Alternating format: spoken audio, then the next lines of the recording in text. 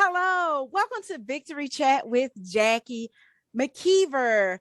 My broadcast where we talk about, of course, it's in the name, victories. Y'all, remember your victory starts here. I have a special guest today, because for season 2, we're doing behind the author's pen. So I have author Yve Gibney all the way from the UK. Yay! I'm so excited, y'all. So if you all have not been following me either on my YouTube or my podcast, on Victory Chat, because this is where we talk about different victories. We talk about everything from faith to self-development to business, and of course book, because I am a lover of books, y'all. Books are a wonderful thing. Yve wrote the book called Face of a Bigamist, a true story of deception, betrayal, and control. And we're going to put her in the hot seat and get all in her business and and in the book and ask her 10 questions. Yve, are you ready? I'm ready. And thank you. This is so exciting to be talking transatlantically to you. So hello, America. Okay, so the first question is, why did you write this book? Okay, so I suppose to answer that, I need to tell you a little bit about the book first. Please do. We want to know. Oh, yeah, I'm going to tell you. Don't worry. So I met my husband, who's now my ex-husband, in 1995 in Lagos, Nigeria, where we were both working. And we married after a real whirlwind romance. Within like 10 weeks, we'd married each other.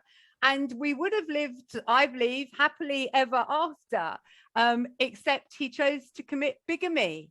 He married another woman while he was still married to me. And I discovered this bigamous marriage literally by turning the page of a stranger on Facebook. And I saw her profile picture was her on her wedding day, marrying my husband. Wow. So it sounds a bit crazy, and it gets even crazier, basically. So to find out more about this, I embarked on a sort of investigative course of action to try to discover the truth behind what was obviously his duplicitous lifestyle, and how this had happened, how he'd married this other woman while he was allegedly happily married to me. But it turned out that after all through 19 years of marriage, that this was not that he had more than one duplicitous life, shall we say. So that was shocking in itself. But the most shocking and the biggest discovery for me was the realization of basically how he had manipulated me, how he'd controlled me for so many years without realizing it. And it was really difficult to accept that as a strong, independent, professional woman and as a mother, that I had fallen prey to, his coercive control. And all through this, I began to realize that this was, while it was my own personal story, it was one that had to be shared, as it doesn't belong just to me. It belongs to all women who have experienced coercion and control and abuse in any form. And so really, that was my motivation for thinking about writing the book. Wow. Yeah. Our next question is, how long did it take you to write it? From the whole sort of beginning of the emotional journey on discovering the bigamy, and then the legal journey through the family law divorce courts, because obviously I then divorced him, and through the criminal courts when he was charged with bigamy. I kept copious notes initially because I knew that I wouldn't be able to, I couldn't manage what was going on, and I wouldn't be able to remember what was going on because I was so emotionally traumatized by the events that had occurred. I just couldn't retain information, and it was important that I did, because I was so depressed. I wasn't sleeping. I was worried about the children. I was worried about our finances. And so when it came to writing the book, it was all of these notes that I'd kept, along with all the emails and the texts, which I never ever delete text anyway. So I had a phone full of texts. But it was all of that that helped me to inform the structure of the book, along with all my legal files as well. And the book is written in a chronological order. So the reader discovers things as I discover them and follows me all the way through on the journey. So, but having said all of that, the book really took close to 2 years to write. And to be honest, that's good, because the thing I've learned, like I've picked up a book project I started 4 or 5 years ago. And when you're writing something, especially when you're talking about your life, you start feeling a lot of the emotions, and you're putting it in your writing. My next question is, who is the book written for? I don't know if I really had a sort of specific target audience in mind, but I think given the content of the book, inevitably that the audience will be female, I would think, female readers. Although I have to say, I've had some very positive reviews from male readers. The book's available on Amazon, and I've been really quite surprised by that. And also I have a website, yvegibney.com, and there's a portal there, there's an email portal on the website, and I've actually received quite a few emails from men, and in particular men whose mothers were unknowingly the victims of bigamy too. So there's been an interesting sort of element to it that I hadn't anticipated. Wow, that's the whole thing is just amazing. I'm like speechless. Yeah. Will there be other books written for you in this genre or another genre? I have actually started writing the sequel to Taste of a Bigamist, because in this book, I just take the reader up to the court, just after the court case where he receives his sentence for bigamy. But the second book as yet is sort of still untitled, but I then spent another 4 years on another journey because I didn't achieve justice, not in the divorce courts with the divorce settlements, or in the legal courts, because he received a sentence of 6 months, suspended for 2 years. Now, I don't know if that's the same in the States, but basically that means that if he didn't commit another crime within the 2 years, he wouldn't have to go to prison for the 6 month sentence. And so in effect, he got off. He just walked away from the courts and he resumed his normal life.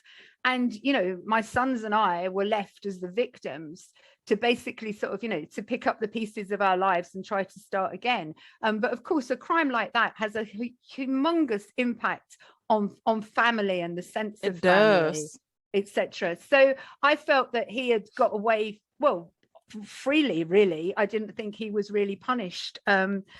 And also I knew that during the divorce proceedings, he'd concealed a vast amount of money for me. He'd been working in Oman as an expatriate contractor and married this British lady in Oman in the Bigamous wedding. So the second book details how I traveled to Oman and I unraveled not only the ties that bound his mysterious and hidden finances, but also further revealed details of other extramarital relationships with other women in as far away as Australia, if you can believe it. And all these women had shared my husband throughout my marriage. So in this book, I describe all of that, the journey that I went on, and also still his continuous efforts to attempt to control me and try to still have power over me, and how he gaslighted even his own family and friends to support his whole dishonest narrative. and to turn them against me. Even though we were divorced, he still couldn't relinquish that control, which is very typical of those men and the lengths that they go to control. So that's the second book, and also there's a great ending to it, though, because I was able to go back to court and challenge the divorce settlement, because I discovered the hidden money that the money that he had concealed from us, and so basically I won back his share of the family home that had been allocated to him in the divorce. So I won that back at that court case. And by taking the legal action that we did with an amazing all-female legal team, we actually set legal precedents in the UK law. Yeah, which now means that other women are protected who find themselves the victims of financial wrongdoings during divorce proceedings. So that's something I feel immensely proud about, and it gives me a great sense of justice. But I think it's just very disappointing that you have to take all of this action as an individual to achieve justice, and that the legal system doesn't achieve that justice for you, or certainly not in my I agree. I agree. So what do you want the readers to get out of the book? Okay, I suppose everyone will take away from it what they will, based on their own life's experience, won't they, or what they want to take away from it. But I've written very honestly on a few issues, and one of those is the issue of abuse, whether that's physical, emotional, psychological, financial, because I'm hoping that the account of my experiences will go some way towards, one, challenging the stereotypes and the perceptions that we all have about hidden abuse that occurs, in domestic situations. But most importantly, I think a really important message is to get across the fact that I want to make all women aware that the love that you have for somebody can be used as a weapon against you, no matter who you are. I was madly in love with my husband, but he used that weapon against that love as a weapon to control me. And I just think that's sort of something that when women have doubts sometimes, and they're told that they're crazy or it's all in their head, just to stop and rethink and never doubt yourself, never doubt your own intuition. If you feel something, you're probably feeling it because it's actually happening and it's right. Trust your gut. Oh my goodness. Absolutely. Yes. Absolutely. And also the other thing was, this is probably a bit more relevant to the UK system, was I just wanted to sort of raise the profile raise awareness amongst readers of the sort of iniquities and the injustices within the legal system. And I think there's a lot of gender bias, and there's a lot of financial bias. I mean, I'm a nurse and he was an oil and gas executive. He earned, at the time of the court case, he earned 8 times higher salary than what I did. So I was never going to be able to engage lawyers or have that would equal his lawyers, who were very good in getting him off on the criminal charge of bigamy, to get that very light sentence. And so I sort of wanted to raise an awareness of that too. But also I wanted to let readers know and inspire other women who might be in a similar situation, or men too, that there is a light at the end of the tunnel. And I know that sounds very cliche. That's good. And it's perfect for us. It's perfect for our listeners, because it's all about victories. Because absolutely, regardless of your life journey, doesn't mean we're not going to have ups and downs. And on behalf of the readers, I just thank you for sharing your story. And if anybody is connected to Lifetime, this sounds like a wonderful Lifetime series that they really should Lifetime Hallmark series that they should really do, because more women, because not that men don't go through it, but more women listen to those channels, and it's just a great message. There was one other sort of thank you for that. There was one other message that I feel really, really strongly about. And I say this in the preface of the book, and I truly mean it from the bottom of my heart, is that I hope by sharing my story it inspires others, as I did, will always be victim. We'll always be victim of the crime, of their crimes. We'll always be the victims of abuse, but we don't have to live as victims.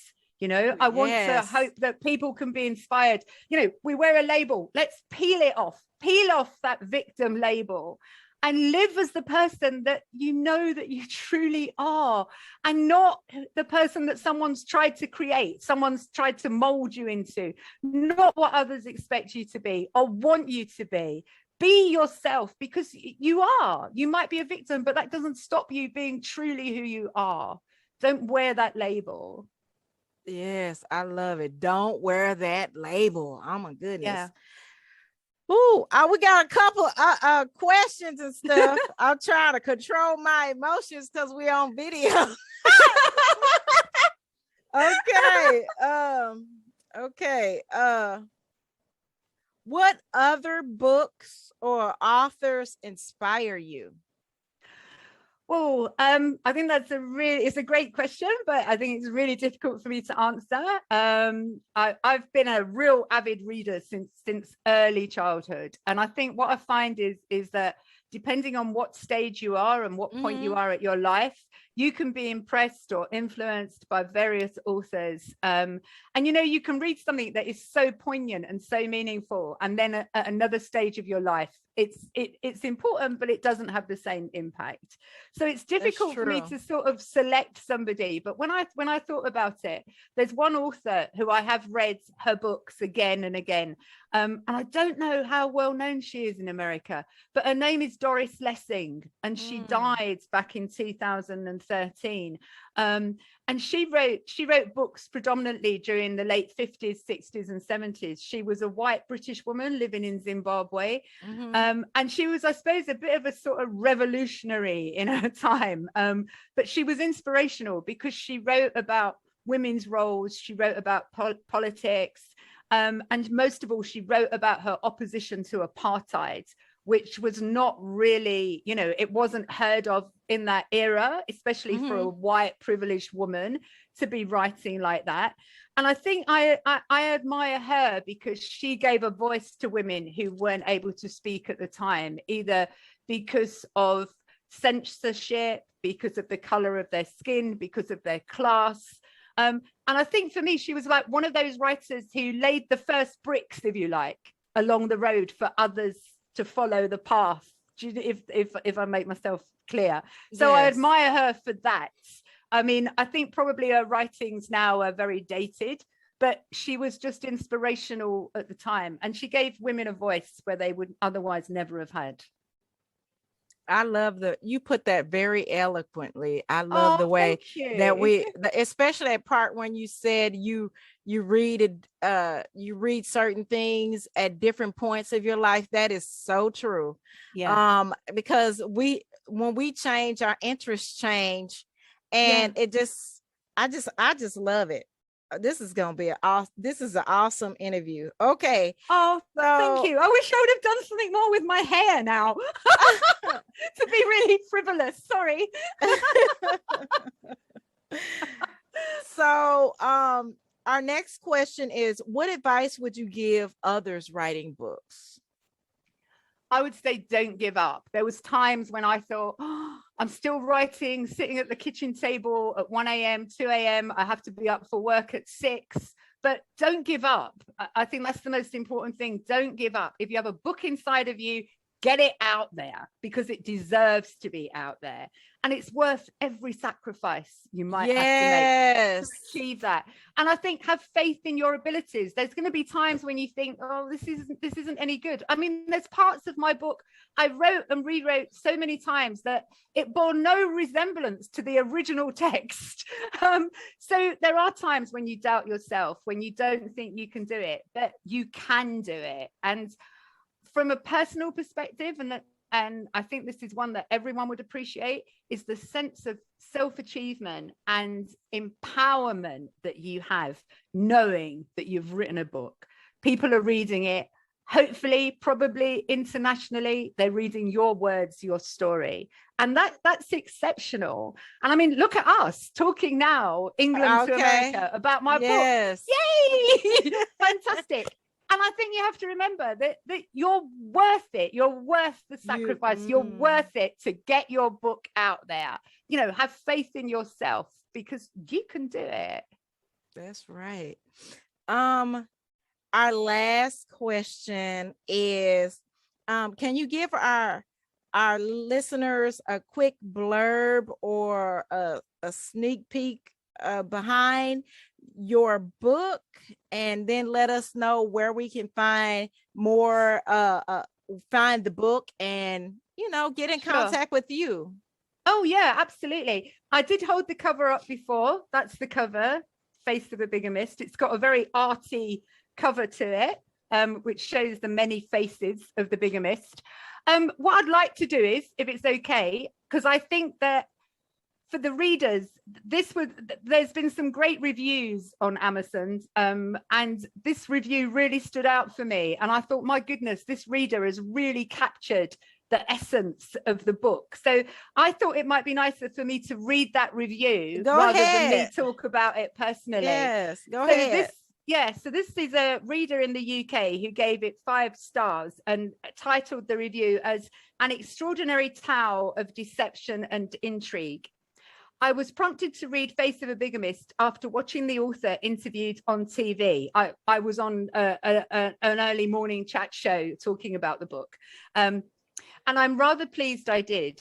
It is certainly not my usual type of book. As the title implies, it is the story of bigamy, its chance detection by the wronged wife, and the gradual unraveling of a bizarre web of deceit. It is a book with as many facets as the protagonist has faces, with the chronology of a diary, the intrigue of a detective novel, the suspense of a psychological thriller, and with its exotic backdrops, the imagery of a travel log. But it is no whodunit. It is rather like an episode of Columbo. We know the culprit's identity from the start. Unlike a Columbo story, it is the inevitability of his drip by drip expose, which keeps our attention to the bitter end. To many, bigamy is victimless, scarcely a crime at all. It warrants, I've just lost my place, sorry. It warrants little more than a few titillating paragraphs in the tabloid press.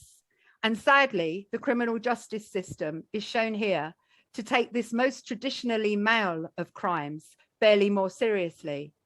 We are presented with the devastating impacts of the lives of those left in its wake.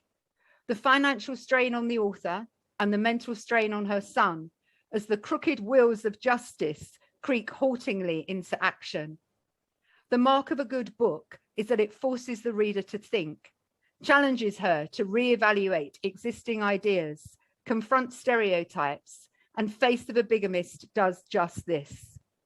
We inevitably ask why the miscreant was all but let off, why his victims had to fight so hard for such meagre crumbs of justice. What is wrong with the system, which ignores the victim and excuses the offender? And what of the man himself? What has become of him? He has no doubt been allowed to slink off into the comfortable anonymity of the well-paid expatriate contractor. Do his employers know of his dishonesty? Does his new wife really know to whom she is married? And I love this bit. And which of his faces does he see when he looks into his shaving mirror? And will our author don again her old Columbo raincoat and find this out for us? I am currently waiting for the sequel. An excellent book, truly worth reading. 5 stars. Oh, that was an amazing review. Yeah. Thank you so much for sharing that with us. They put a lot of detail. Like, yeah. Wow. I thought it captured every aspect of the book, you know, so that's why I thought that it might be nicer to share that than for me to talk about it. It is. So where can they find your book? And I know you mentioned a website they can connect with you. Could you please give that? Sure. So the book is currently available in on Amazon in ebook format or paperback. I've just recorded the Audible book, so that will be available from the end of November. I've also just started the process of the book being available in international bookstores such as Barnes and Noble. Wow. So it should be there within the next, it should be available within the next 3 weeks. So if you want to go to your local Barnes and Noble store, if it's not there, please ask them to order it in, and then get as many of your friends to come along and buy it. What else can I say about it? Yeah, so my website is yvegibney.com. So that's Yve spelled YVEGIBNEY.com. And there is a portal there to email me through. You can sign up for the newsletter and get lots of exciting sort of, previews and information and pictures that isn't available to anybody else. And obviously you're going to get, if you sign up to the newsletter, when the sequel is ready, you'll be able to access the first couple of chapters before anybody else too. That's amazing. And I'd love to hear from you all. I mean, I've been so excited to be able to talk to you this evening. And I'd love to hear from anyone. If you have questions, if you have similar stories, if you have anything you want to share with me, I would love to hear from you. Thank you so much for that. Thank you for coming on my on Victory Chat with Jackie Mckeever Podcast. And thank you for sharing your book and your story. I, for one, I appreciate seeing more women tell their stories to help others. Yeah. And you're right, because your story is just not for you. It can help someone else. So that is our interview for Behind the Pen with Yve Gibney. She's told you all where you can find her book on Amazon, let you know that it's going to be available in 3 weeks at Barnes and Noble, and gave you her website. So make sure y'all reach out and talk to her, ask her questions. She is a wealth of knowledge. And whatever you do, make sure you subscribe to my channel for more Behind the Author's Pen on my YouTube, and continue listening to my podcast, because we got more in store for you. Because remember, a Victory Track with Jackie, your victory starts here.